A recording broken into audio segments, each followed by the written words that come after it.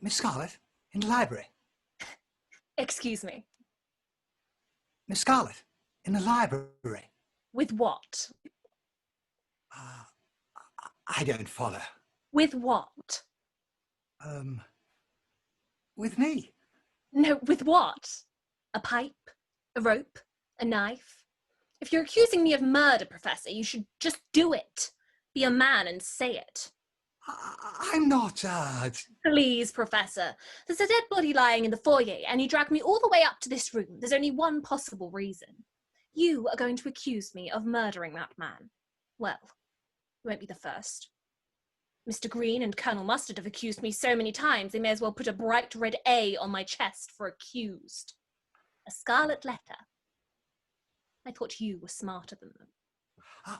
I'm not in a place to accuse anyone. I don't know who murdered that man, and I want this solved as badly as you do.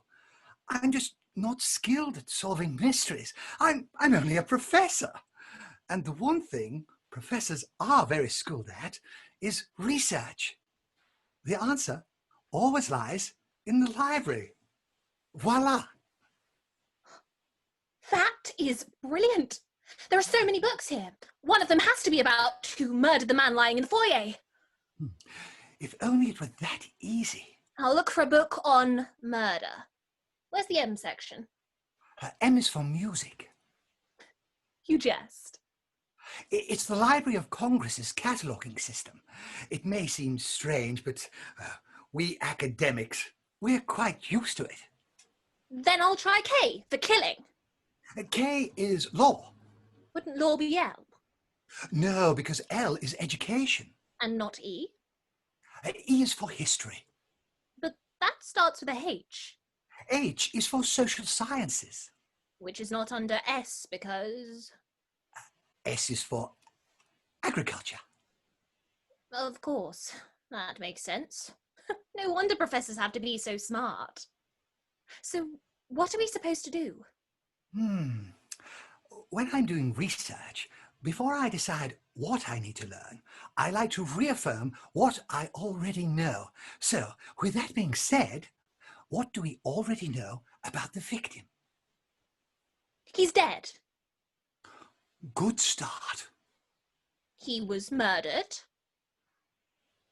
Getting warmer. He was murdered by... I don't know. That's all I've got. That's all I have too, damn it. We're never going to figure this out. Wait. Let's see if we can narrow this down a little more. How was he killed? Well, we know it wasn't with the rope because there were no rope marks. And we know it wasn't the revolver because there were no bullet holes. And we know it wasn't the candlestick because of the gaping knife wound in his back. With the knife! With the knife! Excellent work! I think I'm starting to get the hang of this detective thing. I do too. You know, when I was a child, I loved reading detective novels. As I got older, these stories just never seemed practical, so I moved on to other hobbies, like not reading. If only I could go back in time and tell my childhood self that one day you'll wind up in a mansion full of strangers with a dead body lying in the foyer, and you'll wish you'd learned a bit more from the boxcar children. Scarlet, this is no time to reminisce. Let's keep pushing forward. We're so close. We've already got the how. Now to figure out the where and the who. Indeed. I don't know if this is important, but... Out with it! An idea is always better said. I remember there were white marks on the victim's jacket. White marks? On his left arm. Powder marks. What could those be? You think, he indulged in the king's habit?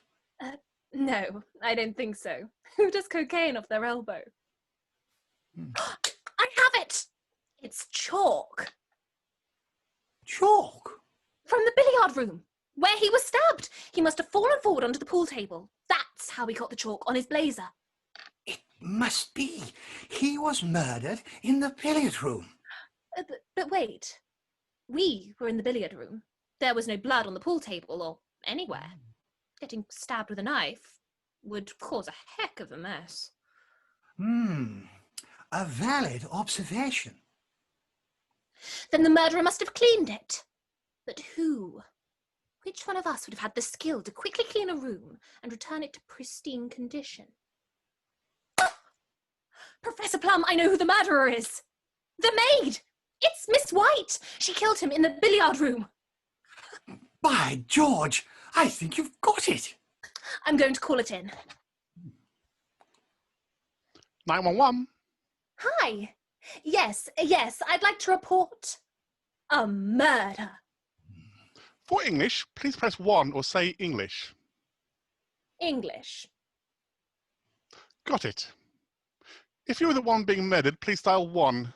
Otherwise, say someone else. Someone else. Great. If you're calling out a past murder, please dial 2. Otherwise, say new murder. You murder. I'm sorry, I didn't catch that. If you're calling out a past murder, please dial 2. Otherwise, say new murder. You murder. I'm sorry, I didn't catch that. You murder. I'm sorry.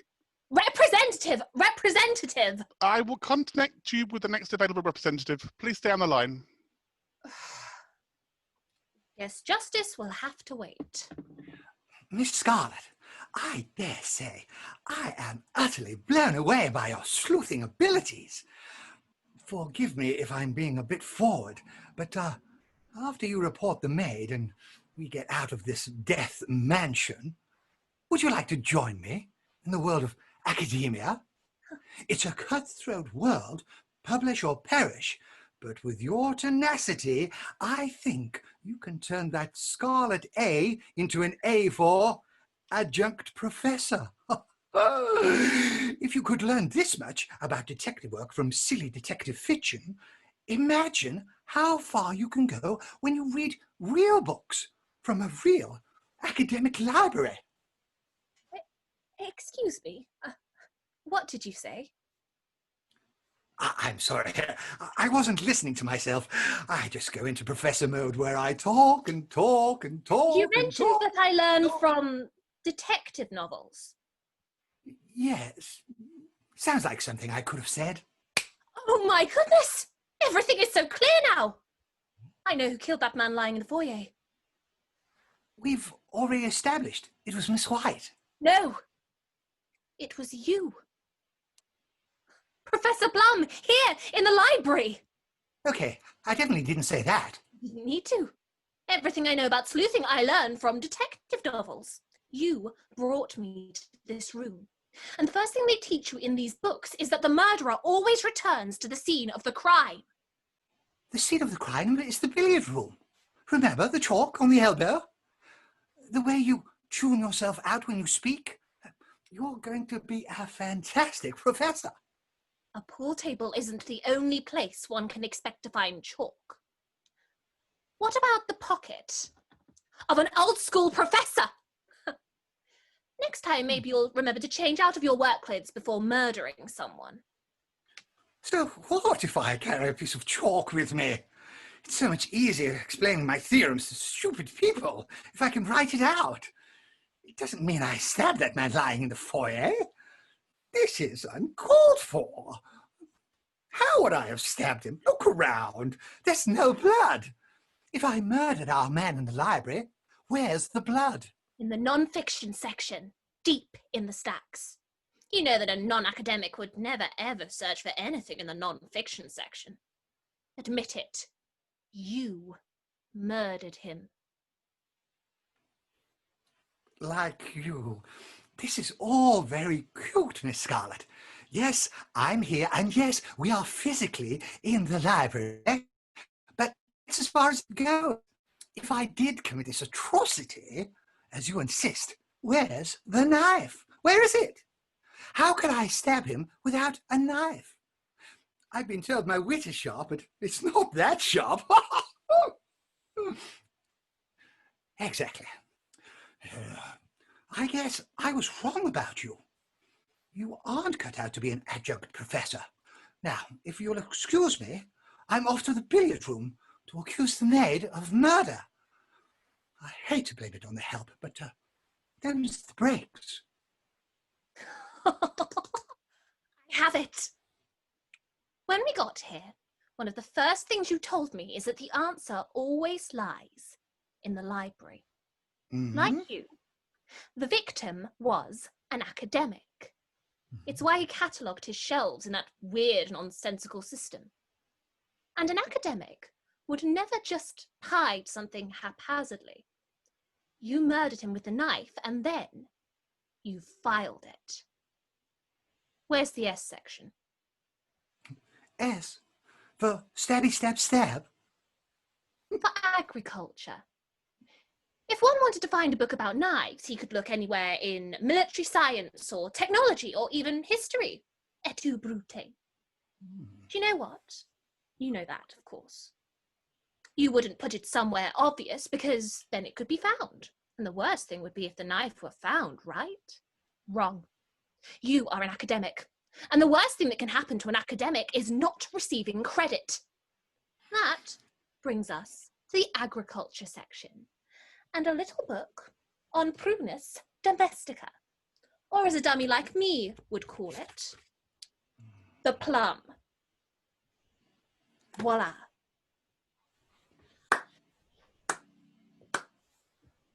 Bravo! Bravo! I must say, I'm truly impressed. You figured it out. In the world of academia, it's publish or perish. And that, sorry chap, didn't publish. Too bad no one will believe you. It's my word versus yours. And I have lots of words.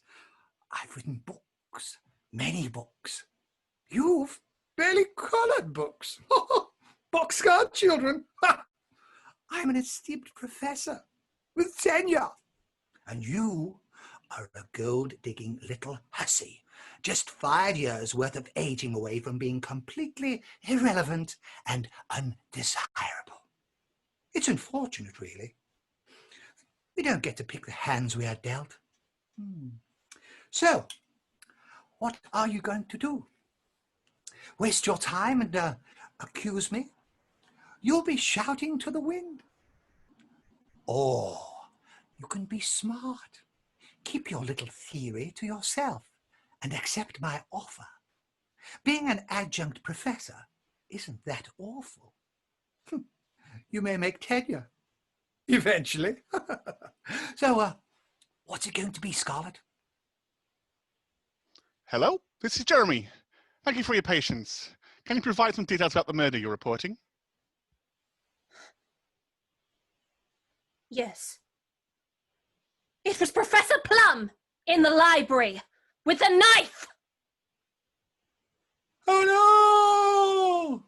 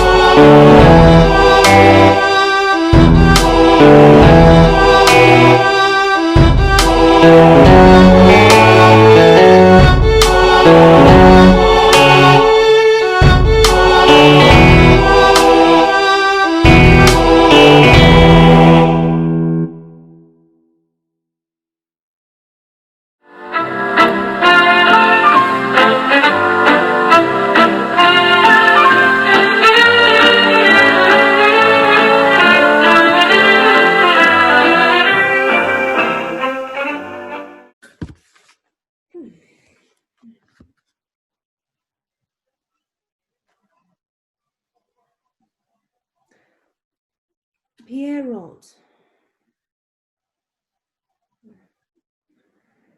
Parrot? No. Perrin.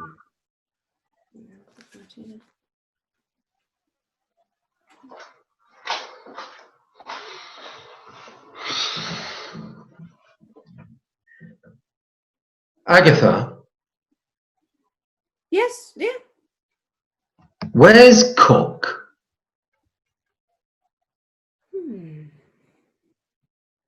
Cook. She isn't here. Perhaps she went for butter. We have butter. Have you looked in her room? Naturally, she isn't there. I don't know where she is, Archie. Perhaps he knows. Who? Pierrot, or whatever you call him. No, he isn't called that anymore. Oh, something more common, like a Mr. Jones? Hardly. He is Belgian. Did you at least see her go? But you heard her. I heard the back door. I thought it was a tradesman. What time? Oh, around 11 o'clock. It is now 3 o'clock. Is it? Agatha, do you know how many cooks have left in the past year? Archie. 3. And if you consider the size of Mrs. Darrow, it is 4. I know, and I am sorry. She spoke to me this morning, the very minute I arrived. You specifically told me that you would... know. Somehow I lost track of time. But you see, Agatha, when you hire someone, that person expects to be paid. Take me, for instance. I am not certain I would be fighting a war if I weren't somehow getting paid. Do you see what I mean? I was going to pay her tomorrow. I had told her so. And how many times had you told her so? Whenever I remembered. The bank was not open. I wasn't expecting you today. I can see that. I'm always happy to see you. You know that. But I don't need a cook, Archie. That's very well for you to say, but what about me? You have been at the front this past year. I do get leave, as the living do. Or perhaps you would prefer it if I... Archie.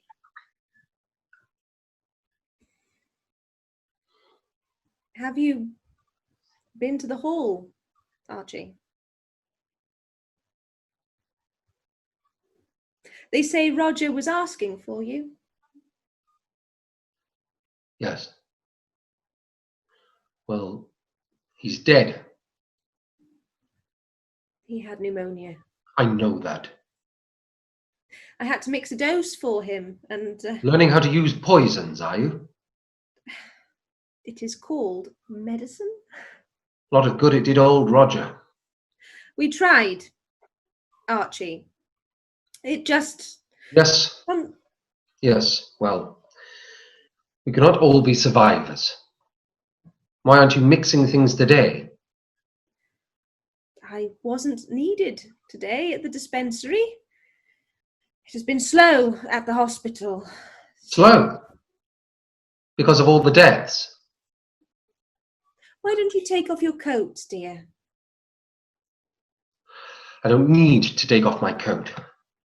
I could use a meal, though. I'll fix you something. With what?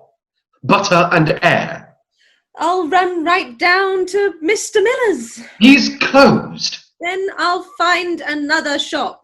This is Torquay, not London. Then I'll borrow something. That is what Cook was for. I know, Archie. But a cook is expensive, and with the war on. A cook cooks, Agatha. I do apologise, dear. I have been preoccupied. With what? Oh, yes. I suppose the little fellow distracts you. Is he good looking? Not that it matters. He is imaginary. No. He is not imaginary. He is not good looking. He has an egg-shaped head. Oh dear, dear. She can write about food, yet never have it in the home. I would gladly have prepared something if I'd had any advance warning that you were coming. Ah, yes, I see. A clever use of the word. Which word? The one you chose to use. Advance? Warning. There are air raid warnings and tidal wave warnings, and now it seems there are Archibald warnings. I didn't mean that. You would like some warning from me, would you? What kind of warning? Archie. Artillery? A rifle shot? Archie? Answer! Archie, please! Of course, we all make mistakes. Something under a bridge, over a hill, a glint of metal and you didn't even notice. One moment a man is standing and the next he is not, and you didn't even notice. Where are you going? To the base. They will expect a report from me. It wasn't your fault, Archie. That is what they will say as well. But I wonder, what would he say? Who, dear? Your Belgian fellow. He is a refugee, isn't he? Got to run away from it, didn't he? He is fictional? Yes. You're here until Tuesday, Archie? I must return to the front tomorrow.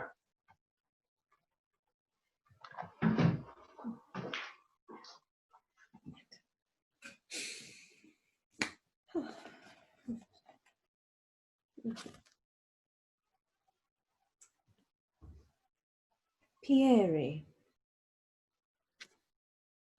Pierrettes. Poir. Poirot. Oh, Poirot.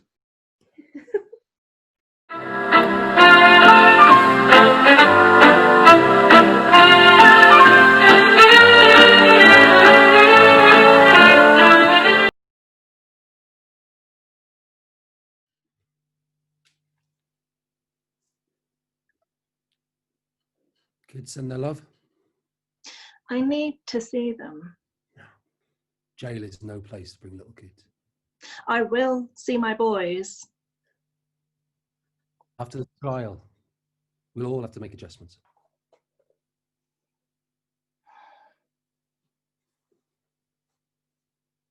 It happened when I went to the ladies' room, didn't it? What are you talking about? The bleach blonde. What? The blonde. She approached our table, leaned over and put a lip lock on you. But you know what? Miracles happen. The birthday boy's wife from the dive bar had been videotaping the party. I saw everything. You're talking crazy.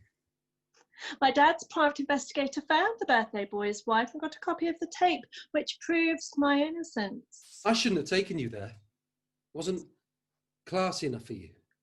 She kissed you, Danny. Big deal. I know 2/3 of the people who were there. They're friends. And some of them just, happen to be female.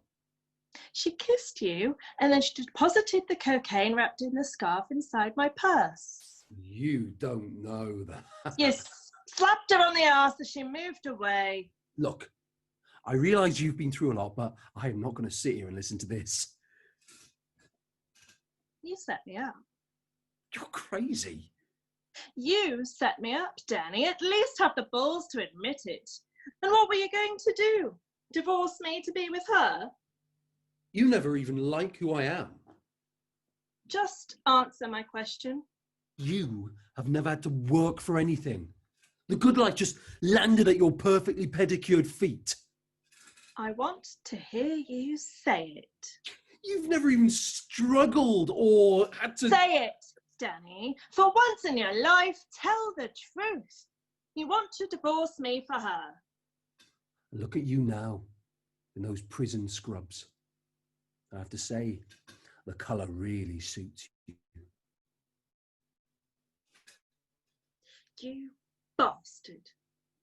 I gave you everything. No, you didn't. You tried to buy me. It is not the same thing.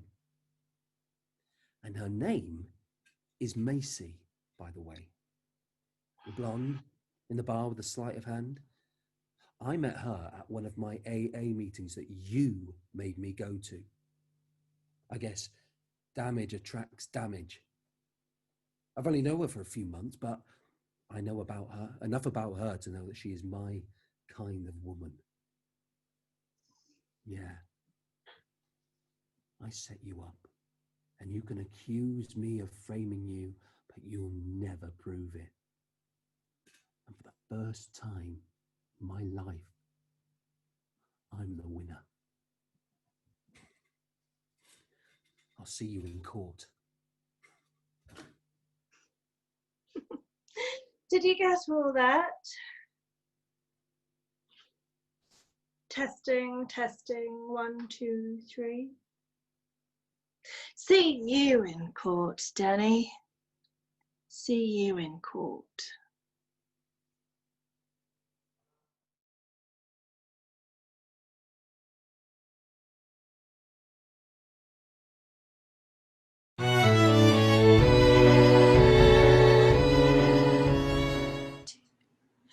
Wait, Gregory, wait. Edna, what is it? What are you doing here? You shouldn't. No, Gregory, wait. There's trouble. Trouble? What do you mean? What trouble? The plan worked perfectly. They don't discover that you. No, nothing like that. Because I destroyed all the evidence you gave me. Only the photograph. No, Gregory, hush. It's not that, my love. Then what? They called. Called? Called who? The police? Yes. The old bastard talked to Colonel Roberts, and Roberts told him that there was no such man as an Inspector Gould. I told you we should have gone with something else for a name. Inspector Tart, maybe. No, love. You're missing the... Or maybe Constable Sweetpants. I always fancied that name. Do you remember my telling you about the story I was going to write? The one where Sweetpants goes undercover? No, Gregory. Well, it's a doozy. You see, just after he becomes Constable, there's this alien ship that descends from the night sky. Gregory! Forget the name. It wouldn't matter if you were Captain Sweetpants or... Constable. Or Victor Mungy Bungy. They're called the infirmary. Oh, no. Oh, yes. Called them right up. Very smart. I didn't think the old fart had it in him. It was Gerald. Oh, that makes more sense. I thought he had something of a head on his shoulders. Well, that's a pity. I guess it's all over then. Over? Yes, isn't it? It isn't over until I say it's over, and it's not over. I've worked too long, too hard. But my dear, they know. Or they will soon. Frankly, I can't believe they fell for it this long. I told you they wouldn't remember you. It's really unbelievable. I told you. I mean, I've been delivering the post to this damn house for the past 12 years. You'd think that they would... I told you, I told you, I told you. And you were right. A pity. We almost had them. We still will. We're not going to give up that easily. You really think you can pull it off? Even now? Absolutely. You saw Sheila. She's ready to leave it all behind. She won't be paying attention to anything now. Yes, but the boy... Clueless. He thinks he really got her pregnant. How is your sister anyway? Eva? Oh, just fine. She's moved to Umbridge for a few months, working in some kind of club there. I can't believe that Eric bought the whole story. It's like I said. Vomit in front of a man and mention morning sickness, and his own imagination does the rest. It's pretty cruel, you know. He's just a lad. We needed something on him. No hard feelings. And now that his parents know that he's stolen money... You were one clever, clever girl. Never mind that.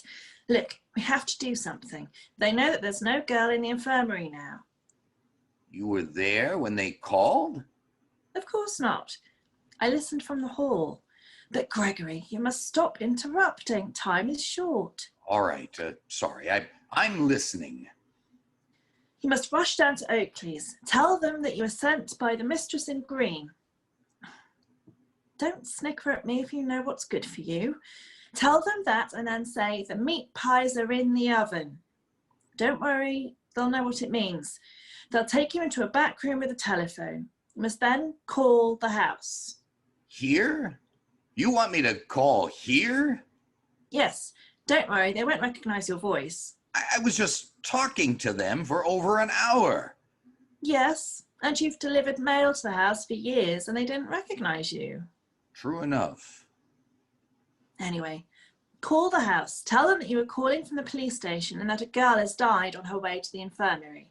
Drunk some disinfectant, didn't she? You've got it. Tell them that and that a police inspector is going to be coming around to question them. You want me to come around again? Not you. There's a fellow at Oakley's, Joshua Buttersmith. He'll do it. You anticipated this, didn't you? Well, I thought it was a possibility. They won't buy it, and not a second time. Trust me, it'll work. Now I have to get back inside. You'll do this for me, won't you? Have I ever let you down? The post always comes through. You're a pure genius, Edna. Pure genius. Just wait and see what I've got in store for them next month.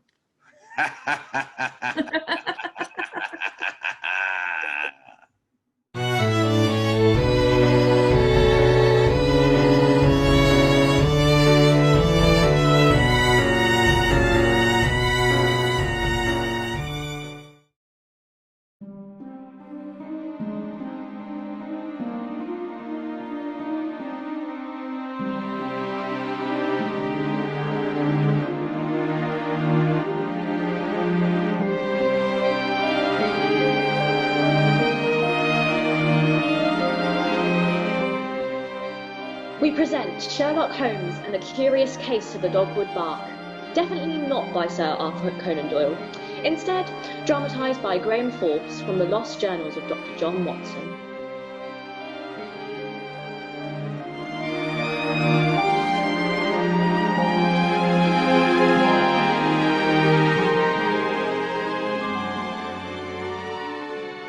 Our adventure begins, unsurprisingly, in Sherlock Holmes' apartment of 221B Baker Street.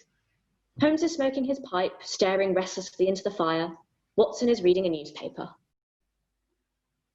I say, Holmes, have you seen this in the newspaper?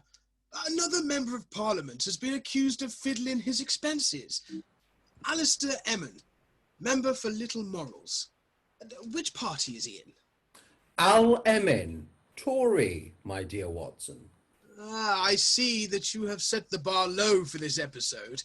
Very clever. I deduce that it would not really be worthwhile leaving the listener waiting for the first exploitation of the different possible soundings of a collection of words that could be familiar in a different context or phrasing. A pun, as may. Holmes? I believe you should leave the punning to me, Watson. Ah, come in, Mrs. Hudson. Oh, pardon me, Mr. Holmes, but there's a young lady here to see you. She seems very much distressed, and I can't understand a word she's saying. Show her in, Mrs. Hudson. Show her in. Mr. Holmes will see you now. My dear, do go in. Into the room comes a youngish woman, clearly upset, wearing what was once fine clothing, but has long since seen better days. My goodness, Holmes, a youngish woman, clearly upset, wearing what was once fine clothes, but has long since seen its better days. Thank you, Watson. There's no need to repeat what the narrator says. I think the listeners have got the picture. Oh, Mr. Holmes, I'm very fearful, I am. I hope you can help. I beg your pardon, miss. I didn't quite catch that. Oh, Mr. Holmes, I'm very fearful. I am. I do hope you can help. No, sorry, don't get that at all. Watson, is she speaking in doctor's handwriting? I say, Holmes, no need to be rude. I believe she is speaking in a thick Gloucestershire Somerset accent or something to that tone. My great-aunt Bernard was from the West Country. I think I can translate. Oh, Mr. Holmes, I'm very fearful, I am. I does hope you can help. Oh, Mr. Holmes, I'm quite disturbed. I am seeking your assistance. What seems to be the problem, my dear? It's them dogwood trees, Mr. Holmes. They're telling things, I think. It's the arboreal species flowering cornus, Mr. Holmes. I perceive they are trying to send me a message. Look, everyone, if every line Agnes speaks has to be spoken twice this episode, it's going to get very long and very boring. So can we take the faux Gloucestershire Somerset accent as a given and just use the Queen's English? She's German, actually. Watson!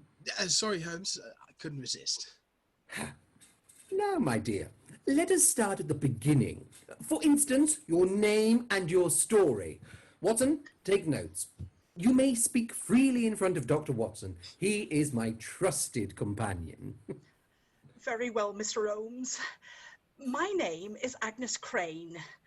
My father and I live in a sheep and dogwood tree farm on the edge of the Cotswolds. We've lived and farmed there for generations, and it has been relatively simple and boring. But now strange things have started to happen. Mysterious symbols have been found carved on the dogwood trees, and sheep have been disappearing. Every time a new symbol appears, a sheep goes missing. Where is this farm? Oh, it's Comley Bottom. Yes, I'll say you have. But where is the farm? It's by the hamlet of Comley Bottom, about 3 miles from Little Rustling in the grass. No, Watson, don't. So, Miss Crane, can you describe these symbols? Well, they're like thin, round plates of various alloys used on your drum kit, but that's not important right now. No, I mean the ones on the trees. Oh, right, not really. I suppose I should have copied some down for you, but they spook me. I think you need to see for yourself, Mr. Holmes. Would you care to... Intriguing, Miss Crane, I must say. All right, we'll come down to you in a couple of days. Oh, thank you, Mr. Holmes. You can get the train from Paddington to Little Rustling. I will get Eli the shepherd to come and pick you up at the station. We have plenty of space at the farmhouse to put you up. Right, well, thank you, Miss Crane. You go and prepare the way, and we will see you on Wednesday, first train from Paddington. Thank you, Mr. Holmes. Dr. Watson, I will leave you now. She leaves them now. Well, Holmes, what do you make of that? It sounded like a door closing to me. No, I meant of her story. Mysterious tree symbols and vanishing sheep. You believe it, then? It may be a pretext to lure us out of London and to the West Country. Do you mean she was trying to pull the wool over our eyes? Only you would say that, John Watson. But let us wait and see. Let us wait and see.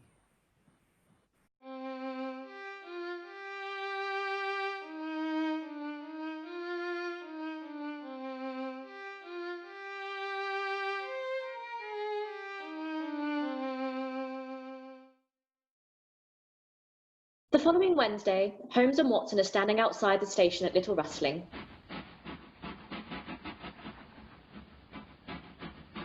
There goes the chuffing train.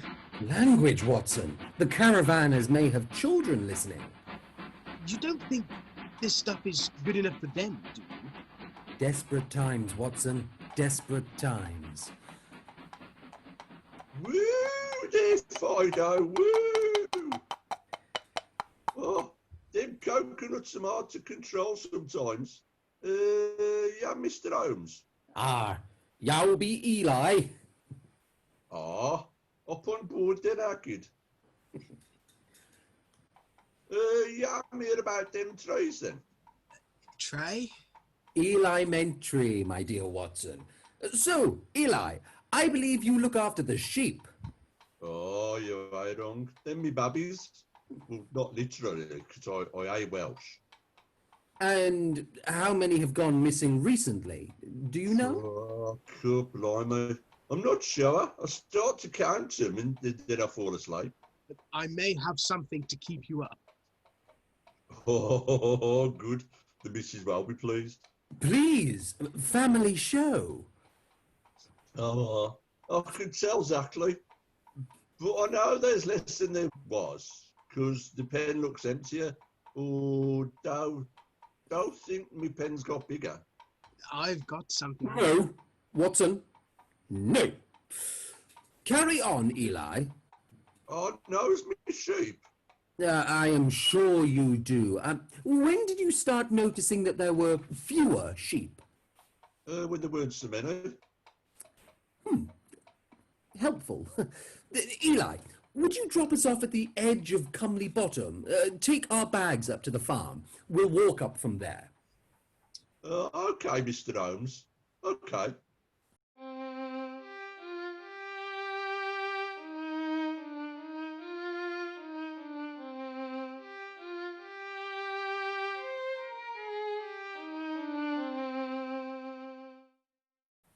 Later, on the outskirts of Cumley Bottom, Holmes and Watson are walking into the hamlet. Don't you dare start playing that cigar advert music. We do have some standards, you know. Right, Watson. Look around. What do you see? It just looks like a typical Cotswold hamlet. A few houses, a pub with a yellow door, the Fox and Gynecologist, the sign says, and some sort of school. It's elementary, my dear Watson. Ah, now I know why we had to walk through the village. There are not many people about, apart from that old man sitting outside the pub. Ah, that old man is not as old as you think. I would suggest he has had a hard life, but he has to be very fit. Probably still is. I would also suggest that he is foreign, probably Germanic. Judging by his posture, I would suggest his life involved using his balance. The scar across his left cheek is not that old. It could be a dueling scar or similar. I say, Holmes, I don't believe all that can be correct. Well, why don't you go and ask him? On this occasion, I think I will. One day, Holmes, you will be well clear of the mark. Possibly, but not today, I wager. We will see. Watson approaches the old man. Excuse me, sir. Can you tell me what time this pub will open? It will open at 12. Thank you. That is an interesting item by your side, sir. This? This is my old motorcycle. It's very heavy and very old. I like to keep it beside me. Good memories in it, May. Indeed. Well, thank you, sir. Good day to you. Remarkable, Holmes. How do you do it? You know my methods, Watson. Look at his boots. They're not British in style, but European. Probably German. They are also relatively new, and I would suggest expensive. That suggests someone who travels and who would buy their footwear in a familiar style. Hence, he is probably Germanic.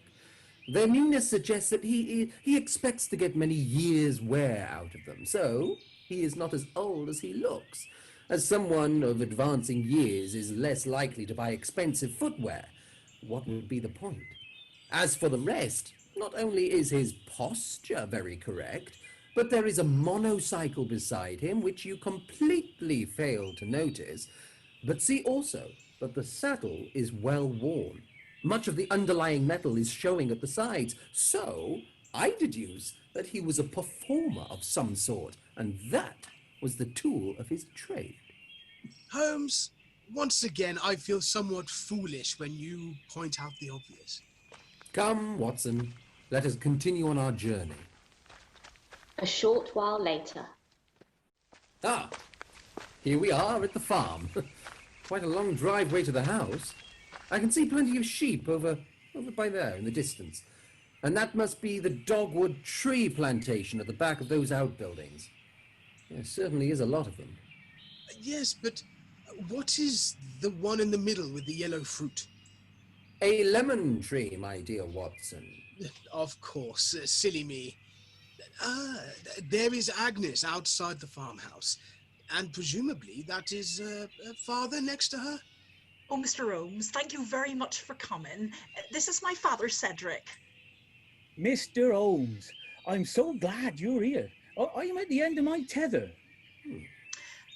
I have to tie him to the post in the morning, or he'd raid the pantry before lunch. Got to keep the weight down at his age. Nothing like this has happened before at Conley Bottom Farm. Not for generations.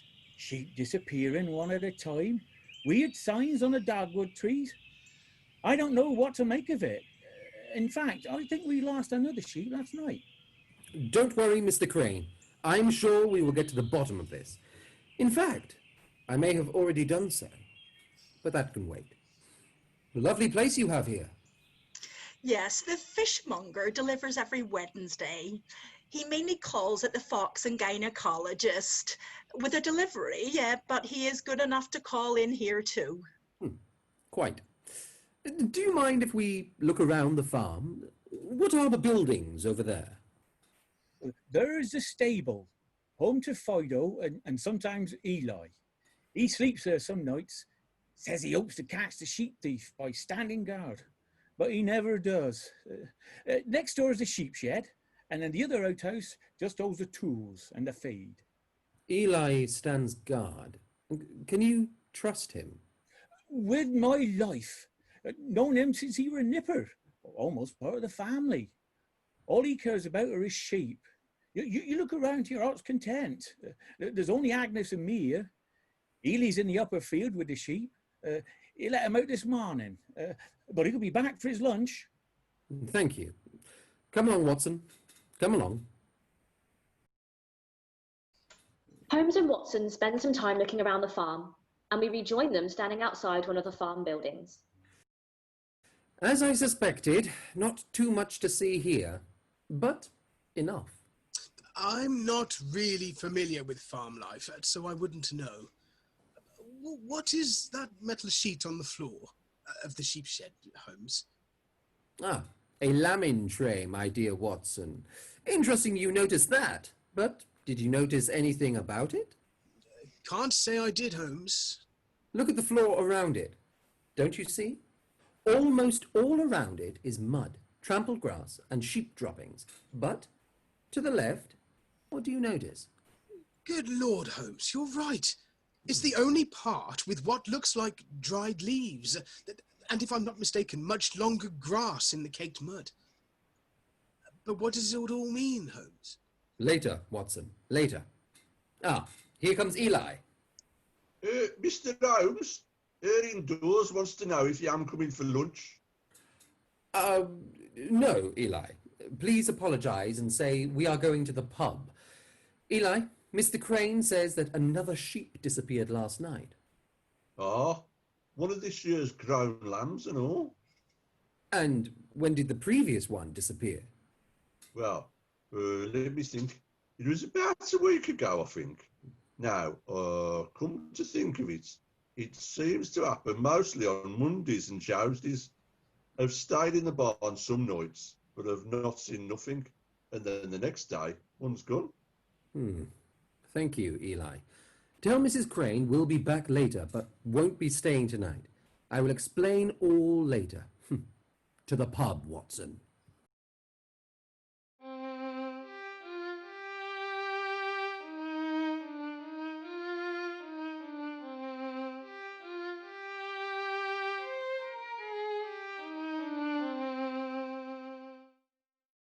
Later that day, inside the Fox and Gynecologist.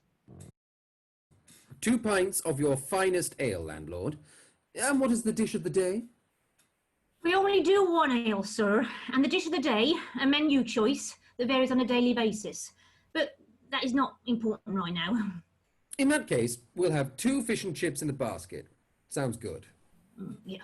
Fish fresh in today, sir. Should be very good. Excellent.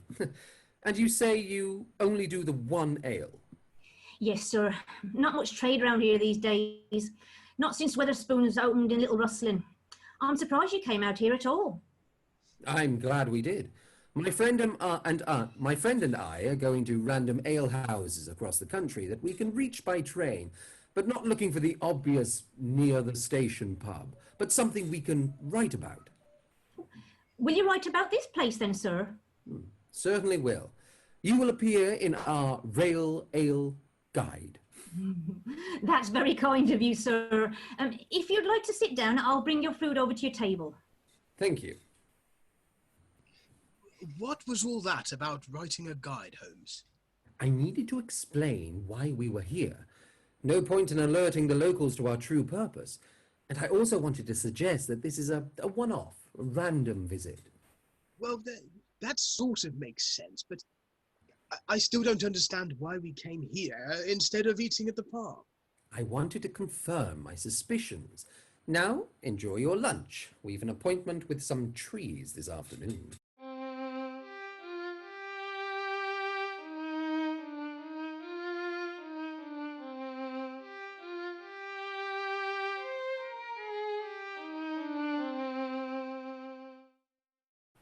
Even more later that day, the scene is in the plantation of dogwood trees. My goodness, Holmes, there must be over 100 trees here. What on earth for? There is quite a market for dogwood, Watson. Flowering cornice trees are grown for their showy coloured bracts in late spring and early summer. Shrubby Cornus alba, C. cerecia, and C. sanguinea are grown for their vivid winter stem colour, while shrubby C. maz, the cornelian cherry, is grown for its winter flowers and summer fruits. This varied group of plants give great garden value. Do you know, Holmes, you never cease to amaze me. What will mankind do when you're not around? You need to ask my cousin Mycroft Google about that. Now, come on. We need to find these markings. You're right. I'll start looking. Oh, pardon me. That fish is repeating on me. I don't know what causes it. It's alimentary, my dear Watson. Now look at this. It's like a slightly curved line cut into the bark. And there's another one here. And 2 together over here, one slightly under the other. Notice, Watson, that they are all roughly the same height. It's all meaningless to me. Anyhow, this isn't a line on this tree. It's a V on its side. Let me see. Aha! And look, there's another one on this tree here, but pointing the other way. Watson, kindly stand at a point about halfway between these 2 V's. Now turn around and tell me what you see. Nothing, except the back wall of a sheep shed about 20 feet away. Right. Now walk backwards slowly, keeping the same distance between the 2 V's and facing the sheep shed. This is ridiculous, Holmes. I don't know what you think I'll find. All I could see is the sheep shed and... Oh, whoa! Oh, ouch! Watson, are you all right? I'm in a ruddy great hole. It seems to have been covered with a few branches. I banged my knee. Did you know that would happen? I suspected it might. No, more than suspected. Expected. Oh, thank you. Thank you very much, Holmes. I could have broken something, you incorrigible man. I really don't know why I put up with you. Because you like to write those ridiculous stories and would be lost without me. No need to rub it in. Oi, I'm all right there. Mr. Holmes was just trying to bury me, that's all. Here, Eli, help me out. Oh. Ah, Miss Crane, you're here as well. I have a solution, Miss Crane, to your mysterious markings and the disappearing sheep, but we must wait and catch the perpetrators red-handed. Now, I need you all to do something for me. What, Mr. Holmes? We will return to London tonight. Eli can take us to the station through the hamlet. Make sure we go past the pub. We will return on Monday morning by the first train. Eli, I want you to pick us up about half an hour after the train leaves and stop at the piece of land beyond the station, not on the road outside. Don't use the trap. Use the cart and put some horse blankets in the back for us to hide under. I don't want anyone to know we are here. I don't mind if you put a bale of hay on top of us so that anyone noticing you thinks you're fetching hay. And that was the purpose of the trip to Little Rustling. And when we arrive at the farm, take the cart into the barn so any prying eyes can't see us arrive. Why, yam's a queer fish, but I'll do it. Also, will you be putting the sheep in the shed on Monday? I'll always do, Mr. Holmes. Good. Make sure you do it on Monday night. Agnes, does your father have a shotgun? Yes, of course. Excellent. Ask him to leave it in the sheep shed on Monday afternoon with a few cartridges. Tell him we will be here, but not to acknowledge us. I also suggest that you douse the lights on Monday night as you normally would at bedtime, but to remain dressed and alert and to await my signal. Then light up the lamps in the downstairs windows. That all sounds strange, Mr. Holmes, but we'll do as you say. Thank you. My God, Holmes, what are you up to? The game's afoot, Watson. The game's afoot. What is it, Holmes? About 12 inches, but that's not important right now. Come on, we've got to get back to London.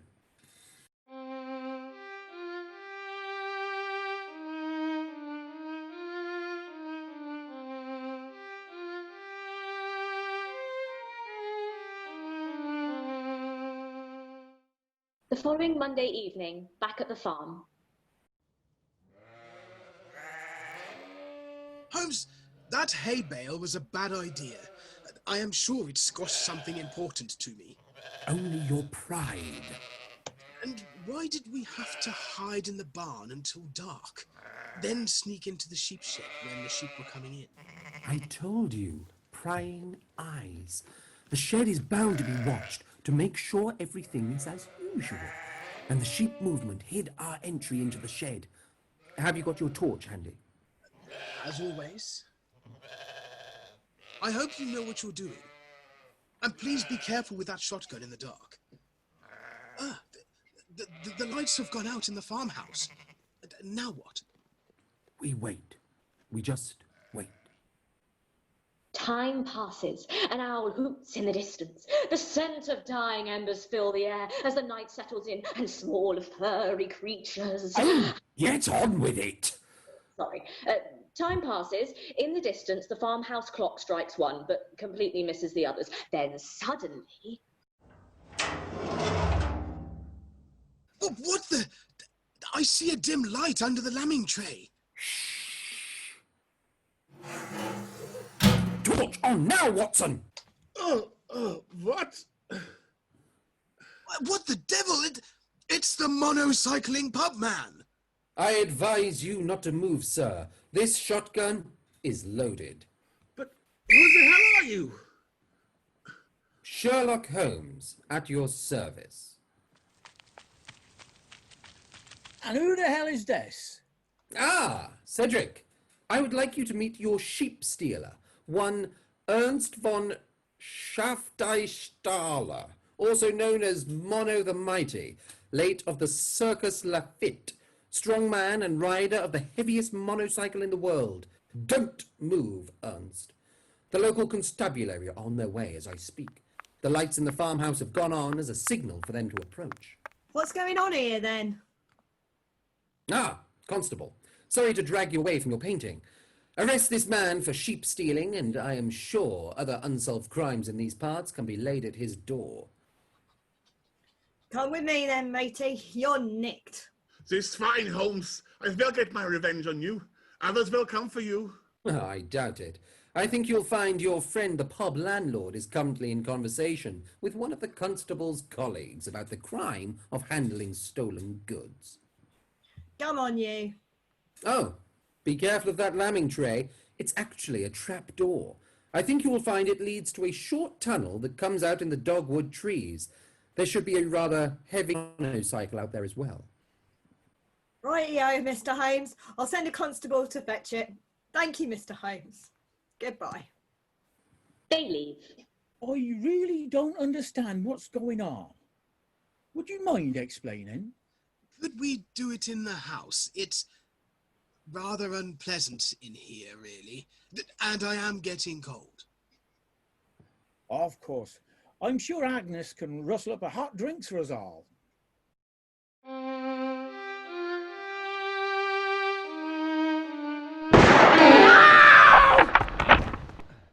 There you go, gentlemen. Some hot tea. Is that all right, Father? Yeah, is that all right, Dad? Thank you, Agnes. And now, Mr. Holmes, would you be kind enough to explain what's been going on? Who that fellow was, and what happened to my sheep? It's quite simple, really. But I'm afraid your sheep have gone to a dining table somewhere. Now, Holmes, we don't all have your deductive mind. Well, ask yourself, how can sheep disappear? Basically, they can't. They have to be somewhere. Think like the criminal mind. One has to get the sheep off the farm. One has to get it out of the village without anyone noticing. And the strange thing is one has to repeat this crime on a regular basis, yet in such a way as not to raise suspicion. So, all I had to do was to look for a pattern, a method, and an opportunity. You provided me with a pattern when you mentioned that the fishmonger came every Wednesday, and Eli mentioned the sheep disappeared on a Monday or a Tuesday. Then, as Dr. Watson noticed, the lambing tray had leaves and mud around one side, but not the others, typical of a trap door. And the fact that whoever came through it brought the leaves and mud from somewhere else. The only trees around here are the dogwood. So that suggested a tunnel from the shed to the trees. And whoever came through that brought the leaves with him. The very deuce, Holmes. It is so obvious now you mention it. So it also seemed very obvious that whoever went into the shed would have to be strong enough to lift a sheep and carry it somewhere out of the way. The sheep would have been dead, so the perpetrator would need to be able to kill the sheep before taking it down the tunnel. There was no sign of blood in the sheep shed, so he would have had to have been strong enough to strangle a sheep. What about those strange markings on the trees? What were they about? Allow me to take a guess at that, Holmes. Some of the markings were to help him find the entrance to the tunnel in the dark. The V-shaped ones. The ones Holmes used to trick me into that hole, which he guessed would be the entrance.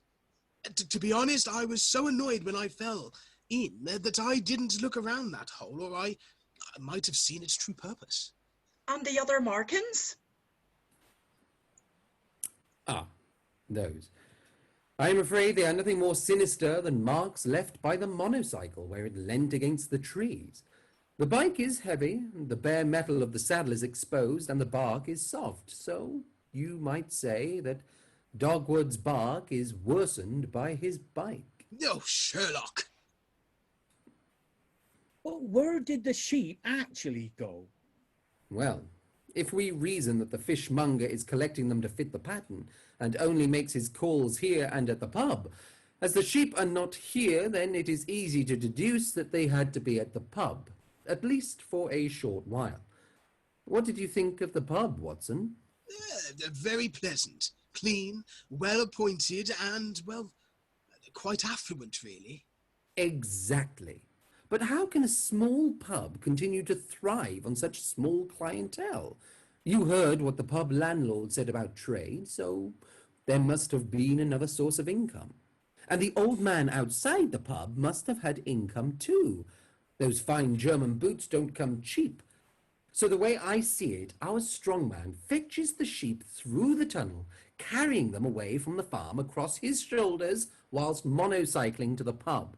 The pub landlord stores it in the cellar, where it is cool enough to keep fresh for a few hours until the fishmonger collects and ferries the sheep out of town to whoever is prepared to buy fresh meat at a discount. Well, I'll be blowed. How did you know that that old man outside the pub was Ernest von Schafferty or whatever person? I didn't, at least not until we reached London.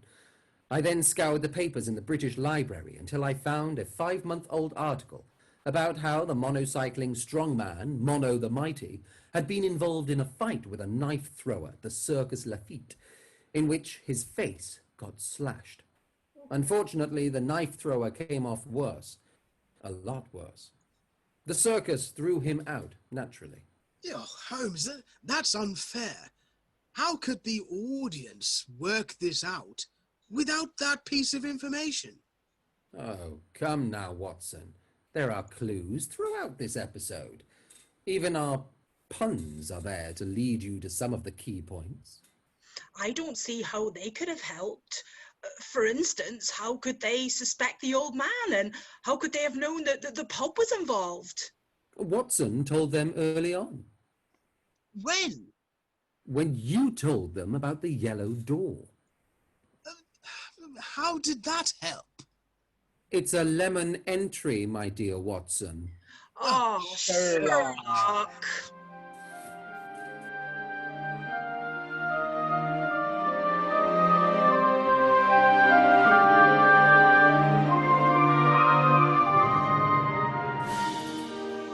That was The Curious Case of the Dogwood Bark by Graham Forbes. Sherlock Holmes was played by Owen Pugh, Dr. John Watson by Scott Duffer, Mrs. Hudson by Karen Campbell, Agnes Crane by Gillian Ray, Eli Down by Dave Collins, Ernst von Schafdubstaller was Derek Hartley, Cedric Crane was Keith Thompson, our pub landlady was Tracy Mann, the constable was Annika Haining, and Matilda Whale was your narrator. This has been a Caravan Theatre production.